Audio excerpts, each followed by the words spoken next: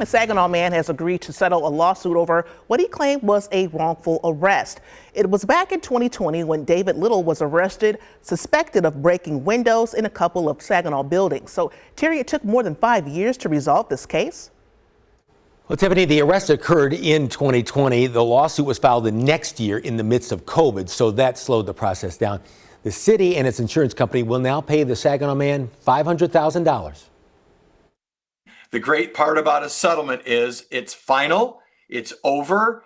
This case began on the night of January 5th, 2020. Saginaw police are investigating a complaint about broken windows at Saginaw office buildings and follow footprints and bike tracks in the snow, which led them to David Little's Holden Street home. Do you have some shoes that you may be wearing outside that we tracked here to your door? Here's the bike. Yeah. Those shoes right there. Go ahead and put your hands behind your back. Go ahead and put your hands behind your back, sir. The Saginaw police officer, Stephen Lautner, didn't ask for permission to come into the home, and Little never gave it. Little spent 5 days in jail, and about 15 months later, 2 malicious destruction of property charges were dropped because a witness in the case believed the suspect was black. Little is white. In 2021, Little sued the city and Lautner and Jordan LaDuce, the other officer who entered the home. U.S. District Judge Thomas Ludington wrote in a 2023 ruling that the officer's arrest of Little violated his constitutional rights.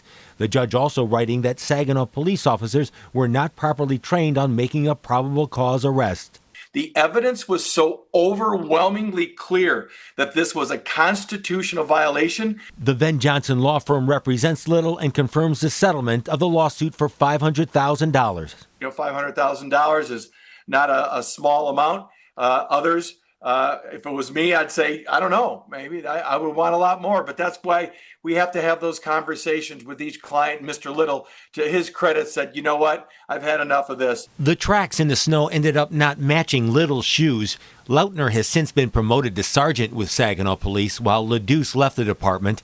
Johnson fears a case like this will be repeated. Police agencies are not properly disciplining officers to send a message to that officer and the others. You can't get away with this. We're not going to tolerate it.